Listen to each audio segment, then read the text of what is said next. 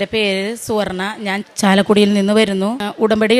ആദ്യമായി ഉടമ്പടി എടുത്തത് 24/7/2024. ഞാൻ ഉടമ്പടി എടുക്കാനുണ്ടായ കാരണം എൻ്റെ ഭർത്താവിൻ്റെ ജോലി നഷ്ടപ്പെട്ടതിനെ തുടർന്നായിരുന്നു. ഭർത്താവ് 22 ദിവസം ജോലിയിൽ പോവാതിരുന്നതിനെ തുടർന്ന് ജോലി നഷ്ടപ്പെട്ടു. 1.5 വർഷത്തോളം ജോലി ഇല്ലാണ്ടിരുന്നു. പല രീതിയിലും ഞങ്ങൾ കളക്ടർ ഓഫീസിലും മറ്റ് പല സ്ഥാപനങ്ങളിലും ഉയർന്ന സ്ഥാപനങ്ങളിലെല്ലാം പോയി ഉടമ്പടി തൈലം വെച്ച് അപേക്ഷ കൊടുത്ത് കളക്ടർ ഓഫീസിൽ ചെന്നപ്പോൾ ഇത് റിജക്റ്റായി കാണിച്ചു. ഇനി ജോലി കിട്ടില്ല എന്ന് പറഞ്ഞു. എന്നിട്ട് ഞങ്ങൾ ഉടമ്പടി തൈലം വെച്ച് അമ്മയുടെ കാശുരൂപം വെച്ച് പ്രാർത്ഥിച്ചു. 1 വർഷം കഴിഞ്ഞാൽ ജോലി ഇനി കിട്ടില്ല, ഓരോരോ കാരണങ്ങൾ പറഞ്ഞ് അവർ റൗണ്ട് സീലില്ല, നെയിം സീലില്ല എന്നൊക്കെ പറഞ്ഞു എല്ലാ അപേക്ഷകളും റിജക്റ്റ് ആവുമായിരുന്നു. അങ്ങനെ വിഷമിച്ച് പ്രാർത്ഥിച്ചിരുന്നു. ഞാനിവിടെ ഉടമ്പടി എടുത്ത് കൃത്യം 3-ാം ദിവസം വന്ന് എൻ്റെ ഫോണിലേക്ക് ഒരു മെസ്സേജ് വന്നു. പിരിച്ചുവിട്ട തൊഴിലാളികളെ തിരിച്ചെടുക്കുമെന്ന് പറഞ്ഞ് ഒരു മെസ്സേജ് വന്നു. അത് കഴിഞ്ഞ് 3 ദിവസത്തിനുള്ളിൽ ഭർത്താവിന് ജോലിയിൽ പ്രവേശിക്കാൻ പറ്റി. ഇപ്പോൾ ഭർത്താവ് വരാതിരുന്നതിൻ്റെ കാരണം ഭർത്താവിൻ്റെ കാലൊടിഞ്ഞിട്ട് തീരെ വയ്യാണ്ടിരിക്കുകയാണ്, അതുകൊണ്ടാണ് വരാണ്ടിരിക്കുന്നത്. പിന്നെ എൻ്റെ മോള് ഡിപ്ലോമ പഠിച്ച് പൂർത്തിയായി. അവൾക്ക് ഒരു സപ്ലി ഉണ്ടായിരുന്നു, പരീക്ഷ എഴുതി ജയിച്ചിട്ടാ ഇനി ജോലി കിട്ടുള്ളൂ എന്നുള്ള ഒരു ഇതിലായിരുന്നു ഞങ്ങൾ. പക്ഷേ ഉടമ്പടി തൈലം വെച്ച് കൊച്ചിനെ വിചാരിച്ച് ഞാൻ എൻ്റെ വീട്ടിലിരുന്ന് ഞാൻ പ്രാർത്ഥിക്കും. പ്രാർത്ഥിച്ചതിനെ തുടർന്ന് അവൾക്ക് ആ കോഴ്സ് പൂർത്തിയായി. അപ്പോൾ തന്നെ അവൾക്ക് ചെറിയ ജോലി ലഭിച്ചു. അവൾ ഇപ്പോഴും ജോലിയിൽ തുടരുന്നു. പിന്നെ എൻ്റെ മകന് കാലിൽ ഭയങ്കര ഇങ്ങനെ അലർജി മൂലമുണ്ടായ അരിമ്പാറ പോലുള്ള ഒരു ഇതായിരുന്നു. അത് അവനെ എപ്പോഴും ഭയങ്കര വിഷമമായിരുന്നു, കാലിന് ഇത് എന്താ ചെയ്യാമെന്ന്. അപ്പോൾ ഞാൻ ഉടമ്പടി തൈലം പെരട്ടും പ്രാർത്ഥിക്കും, പിന്നെ ഉപ്പ് തേക്കും. അങ്ങനെ അവന് രോഗസൗഖ്യം ലഭിച്ചു. പിന്നെ എനിക്ക് ഏറ്റവും വലിയ സാക്ഷി എന്ന് പറയാനായിട്ട് എനിക്കൊരു വീടുണ്ടായിരുന്നില്ല. പക്ഷേ ഞാൻ താമസിക്കുന്നത് എൻ്റെ വീട്ടിലാണ്. വീട് തേച്ചിട്ടൊന്നുമില്ല. ഞാൻ എപ്പോഴും മാതാവിനെ വെച്ച് പ്രാർത്ഥിക്കുമ്പോൾ എപ്പോഴും മാതാവിനോട് പറയും, മാതാവേ നിന്നെ വെക്കാനായിട്ട് എനിക്കൊരു നല്ലൊരു വീട് എന്നുണ്ടാവാമെന്ന് ഞാൻ പറയും. പക്ഷേ ഉടമ്പടിയിൽ ഞാൻ വെച്ചിട്ടുണ്ടായിരുന്നില്ല.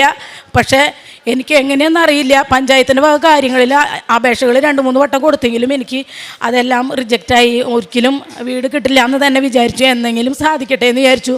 പക്ഷെ മാതാവിൻ്റെ ആ അത്ഭുതമായ പ്രവൃത്തി മൂലം എനിക്ക് ഇങ്ങോട്ട് വന്ന് വിളിച്ചു പറയാണ്, ചേച്ചിക്ക് ലോൺ വെച്ചിട്ടുണ്ടോ, വീടിന് അപേക്ഷ വെച്ചിട്ടുണ്ടോ എന്ന് വെച്ചപ്പോൾ ഇല്ല എന്ന് പറഞ്ഞു.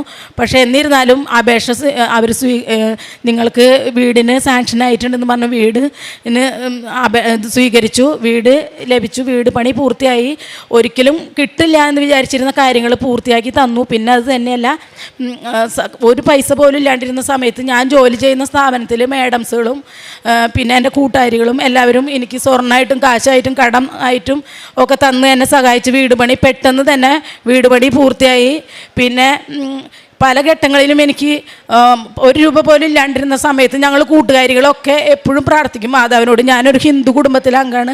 പ്രാർത്ഥിക്കും, എൻ്റെ മാതാവേ ഞങ്ങൾക്ക് 1 രൂപ പോലും ബസ് ചാർജും കൂടി ഇല്ലാത്തൊന്ന് അവസ്ഥയാണല്ലോ എന്ന് പറയുമ്പോൾ ഞങ്ങൾ എപ്പോഴും പറയും, അന്ന് നമ്മൾക്ക് ഞാൻ ജോലി ചെയ്യുന്ന സ്ഥാപനത്തിൽ ഒരു പള്ളിയുണ്ട്.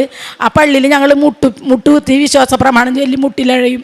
അപ്പം നമുക്ക് പ്രാർത്ഥിക്കുക, മാതാവിനോട് പ്രാർത്ഥിക്കുക, ഒരു 100 രൂപയെങ്കിലും കിട്ടാനായിട്ടെന്ന് പ്രാർത്ഥിച്ചു. അങ്ങനെ പ്രതീക്ഷിക്കാണ്ട് ഞങ്ങളെ സാറ് വിളിക്കുകയാണ്, ചേച്ചിമാരോട് വേഗം വരാൻ പറയുമെന്ന് പറഞ്ഞ് വിളിച്ച്. അപ്പോൾ സാറ് ഞങ്ങൾക്ക് എല്ലാവർക്കും 1700 രൂപ വെച്ച് തന്ന്, ഞങ്ങൾക്ക് ബസ് കാശും കൂടി ഇല്ലാത്ത സമയത്ത് അങ്ങനെ തന്ന് മാതാവ് എന്നെ സഹായിച്ചു. അപ്പം ഞാനൊരു പൂ ചോദിച്ചപ്പോൾ മാതാവ് എനിക്കൊരു പൂന്തോട്ടം തന്നെ തന്നു എന്ന് പറഞ്ഞ് ഞങ്ങൾ വളരെ സന്തോഷത്തോടു കൂടി ഇരുന്നു. പിന്നെ ഞങ്ങളുടെ വീടിൻ്റെ അടുത്തുള്ള ഒരു ചേട്ടന് കാല് പഴുത്തിരിക്കുക, ഷുഗർ വന്നിട്ട്. അപ്പം തീരെ നടക്കാൻ പറ്റില്ല, കുമിളകളായിട്ടിരിക്കുക. അപ്പം ഞാൻ ചെന്ന് ചോദിച്ചു, ഞാൻ പ്രാർത്ഥിച്ചോട്ടെ എന്ന് പറഞ്ഞപ്പോൾ പ്രാർത്ഥിച്ചോളാൻ പറഞ്ഞു. പ്രാർത്ഥിച്ച് ഉടമ്പടിയുടെ ഉപ്പ് കൊടുത്തു, അതിനെ വെള്ളത്തിൽ കലക്കി കാലുമ്മ പെരട്ടാനും പറഞ്ഞു, കുടിക്കാനും കൊടുക്കാൻ പറഞ്ഞു. കൊടുത്തിട്ട് പോന്നു, പേപ്പറും കൊടുത്തു, പൈസയും കൊടുത്തിട്ട് ഞാൻ പോന്നു. അത് കഴിഞ്ഞ് പിറ്റേ ദിവസം പറയണത് ചേട്ടൻ്റെ കാല് പൂർണ്ണമായിട്ട് മാറി. പിന്നെ ആശുപത്രിയിൽ ഹസ്ബൻഡിന് വയ്യാണ്ട് വയറുവേദനയായിട്ട് ഞാൻ ഡോക്ടറെ കാണാൻ കൊണ്ടുപോയപ്പോൾ അപ്പുറത്തെ കട്ടിലും ഒരു ചേട്ടൻ ഇരുന്ന് ഭയങ്കരമായിട്ട് എക്കെട്ടിടണ്, 1 സെക്കൻഡ് പോലും ഇടവിടാണ്ട് എക്കെട്ടിട്ടുകൊണ്ടിരിക്കുക. അപ്പം ഞാൻ വിചാരിച്ചു, എൻ്റെ കെട്ടിയോനാണെങ്കിൽ ചില സമയത്ത് ഇങ്ങനെ നീ അമിതമായി പ്രാർത്ഥിക്കുന്നത് പറഞ്ഞ് കളിയാക്കും എന്നെ. പക്ഷേ എനിക്ക് ഈ ചേട്ടനെ കണ്ടിട്ട് സഹിക്കാൻ പറ്റണില്ല. എൻ്റെ മാതാവേ, ഞാനൊരു വിശ്വാസ പ്രമാണം ചൊല്ലി കഴിയുമ്പോഴേക്കും ഈ ചേട്ടൻ്റെ ഇക്കട്ട മാറണേന്ന് ഞാൻ പ്രാർത്ഥിച്ചു. അതുപോലെ തന്നെ ഞാനൊരു വിശ്വാസ പ്രമാണം ചൊല്ലി കഴിഞ്ഞപ്പോഴേക്കും ആ നിമിഷം ഈ ചേട്ടൻ്റെ ഇക്കട്ട മാറി. അപ്പം ഞാൻ ഈ ചേട്ടൻ്റെ നെറ്റിയിൽ പോയി, ചേട്ടാ ഞാൻ ചേട്ടനെ ഒന്ന് പ്രാർത്ഥിച്ചു, ഒരു കുരിശ് വരച്ചോട്ടെ എന്ന് വെച്ചപ്പോൾ ആ ചേട്ടൻ സമ്മതിച്ചു. അത് കഴിഞ്ഞ് ഞാൻ ഇങ്ങോട്ട് എൻ്റെ ചേട്ടനെ ഡിസ്ചാർജ് ചെയ്ത് ഇങ്ങോട്ട് പോരുന്ന സമയമായിപ്പോൾ ആ രോഗിയായ ചേട്ടൻ എന്നെ കൈയാട്ടി വിളിക്കുക, ചേച്ചി എന്തിട്ടാ എൻ്റെ അടുത്ത് പ്രാർത്ഥിച്ചതെന്ന് ചോദിച്ചു. അപ്പം ഞാൻ പറഞ്ഞു കൃപാസന മാതാവിനെ കുറിച്ചാണ് പ്രാർത്ഥിച്ചത്, മാതാവിൻ്റെ ഉടമ്പടി ലോക്കറ്റാണ് ഇതെന്ന് പറഞ്ഞ് ഞാൻ കാണിച്ചു കൊടുത്തു. ഞാൻ മാതാവിൻ്റെ അടുത്ത് ഉടമ്പടി എടുത്തിട്ടുണ്ട്, ഞാനും ഹിന്ദുവാണ്, അപ്പം നിങ്ങളും പോയി പ്രാർത്ഥിക്കണം, ആലപ്പുഴയിലാണ് കലപുരം സ്ഥലത്താണ്, നിങ്ങൾ പോയി പ്രാർത്ഥിച്ച മാതാവ് എല്ലാ അസാധ്യ കാര്യങ്ങളും സാധിച്ചു തരുമെന്ന് ഞാൻ ആ ചേട്ടനോട് പറഞ്ഞു. വീണ്ടും ആ ചേട്ടൻ എന്നോട് പറയാ എനിക്ക് ഇത്തിരി തൈലം തരുമെന്ന്. അപ്പം ഞാൻ പറഞ്ഞു അങ്ങനെ തന്നു വിടാൻ പാടില്ല, എനിക്ക് നാവ് കുഴയുന്നു മോളേന്ന് പറഞ്ഞപ്പോൾ ഞാൻ നാവ് നീട്ടാൻ പറഞ്ഞ് നാവിൽ കുരിശ് വരച്ച് പ്രാർത്ഥിച്ചു കൊടുത്തു.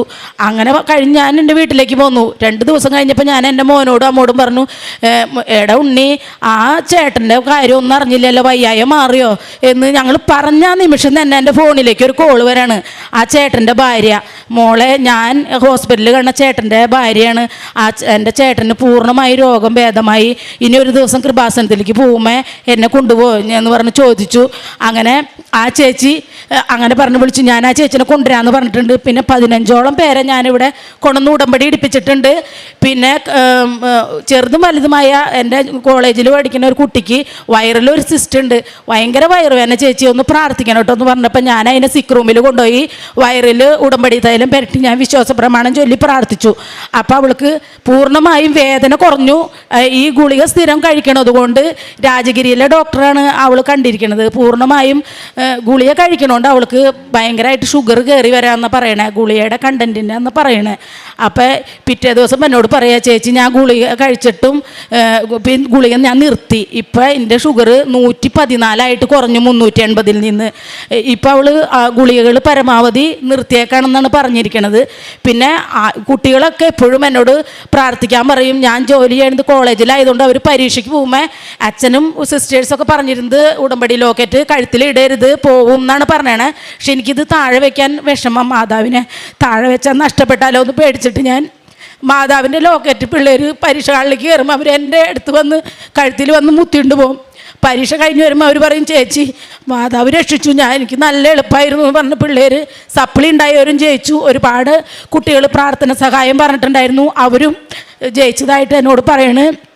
പിന്നെ ഞാൻ ബൈബിള് വായിക്കും, പിന്നെ പ്രേക്ഷിത പ്രവർത്തനം എന്ന് പറയാനായിട്ട് പത്രം ഞാൻ കൊണ്ടുകൊടുക്കും ബസ്സിലും. പിന്നെ ഹിന്ദിക്കാർക്ക് മാതാവിനെ കുറിച്ച് അറിയില്ലല്ലോ എന്ന് വെച്ച് ഞാൻ ഹിന്ദി പേപ്പറാണ് കൂടുതൽ വാങ്ങി കൊണ്ടുപോവാ. ഹിന്ദിക്കാരെ കാണുമ്പോൾ നമുക്ക് കൊതിയാന്ന് പറഞ്ഞ് ഇവർ എന്നെ കളിയാക്കും, നീ എന്തിനാ ഹിന്ദിക്കാരെ കാണുമ്പോൾ കൊതിക്കണേ, ഹിന്ദിക്കാരെ അറിയട്ടെ നമ്മുടെ മാതാവിനെ കുറിച്ചെന്ന് പറഞ്ഞാൽ അവർക്ക് ഞാൻ ഹിന്ദി പേപ്പർ കൊണ്ടുകൊടുക്കും, മലയാളം പേപ്പറുകളും കൊണ്ടുകൊടുക്കും. പിന്നെ മേഡംസുകൾക്ക്, ഉണ്ണികളില്ലാത്ത മേഡംസുകൾക്ക് വേണ്ടി പ്രാർത്ഥിച്ചു.